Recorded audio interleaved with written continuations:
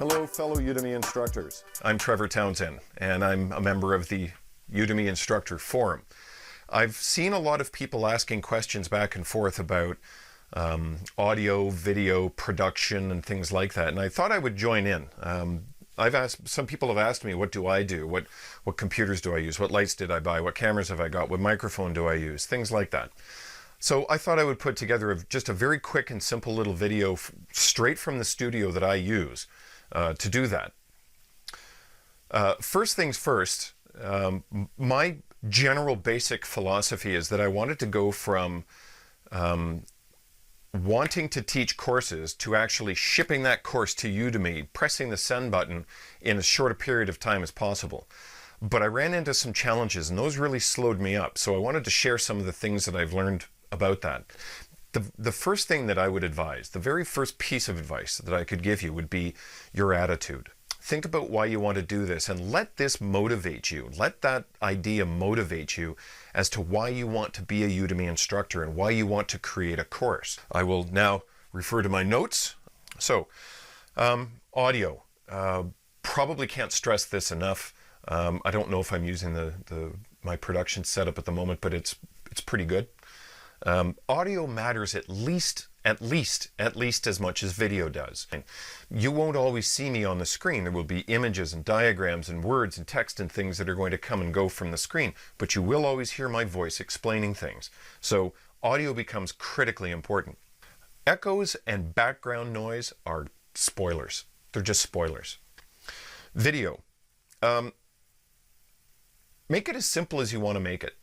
Make it as simple as you want to make it. It doesn't have to be elaborate. You don't have to have fancy backgrounds. You don't have to do a lot of digital editing or compositing. If you don't even know what that is, don't worry about it. But do try to do something that is going to be easy enough for you to work with.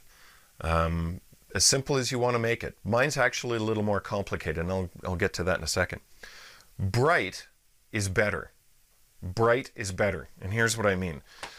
This setup here, you can't see it, but there are 8 lights, each of about, I don't know what the wattage equivalent is. I've got the box around here somewhere. 100 watt equivalent. So there are 400 watts of lights on one side lighting this white background. There are 400 watts of lights on this side lighting this background. I'll probably end up putting some video in so you can see what this is. And then there are 2 of those overhead lighting the background behind me. In front of me that are lighting me, there is the kit that you can get. 3 soft boxes and 3 lighting stands. In Canadian dollars where I am, that was about $250, give or take. Shipped right to the door, showed up in about 3 days. All of the lights, I use the 5 socket ones, so they are 1,000 watt of light equivalent. And I'll show you what those can do in a second, so hang on. So with the background, all I did, you can use a white bed sheet for this, and I did, but then I thought something that might reflect more light or catch more light and make it brighter would be a projection screen. So just off of a classified site, I found one, bought it for $50. It's 7 feet wide, and put it up right here. It's quite bright. If I put my hand back, you can see how bright that light starts to get and where there are shadows. My hand's probably 6 inches from it there. I'm probably 2 feet in front of it standing right here. And I look pretty well lit up.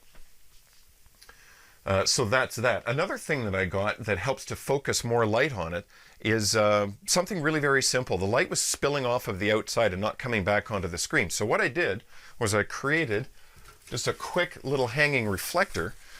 And this is the kind of thing that you get for the dashboard of your car at a dollar store. This literally cost $1, and this cost probably $1. So there's a $2 reflector, and that gets hung like this. You can see how reflective it is.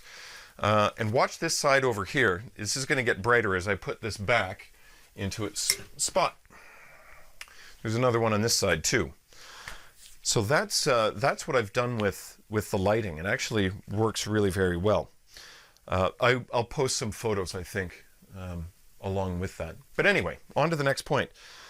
Post-production. So, as I call it, pre, do it, and post. Sorry, not post-production, just production. the whole of it. Nail your workflow. So here's a diagram of my workflow and how I work. And you'll see the name of some of the tools in there that I use. From idea to submit.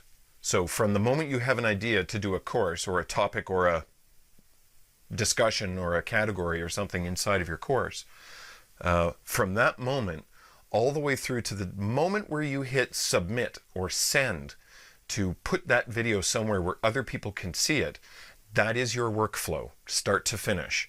In addition, don't get fancy.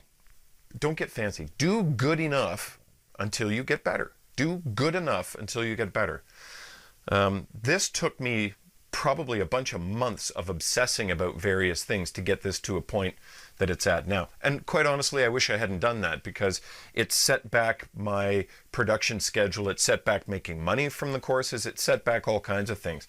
And occasionally my confidence took a little bit of a hit, because sometimes I felt like I'm never going to get to doing this because I'm futzing around with this stuff too much. So don't get too fancy.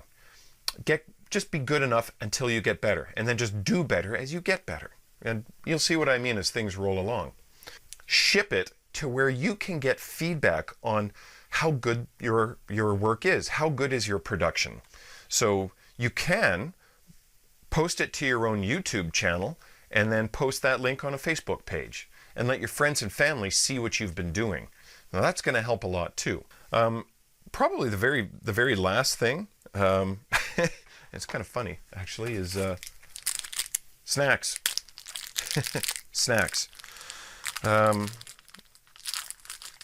Don't forget about yourself when you're doing this.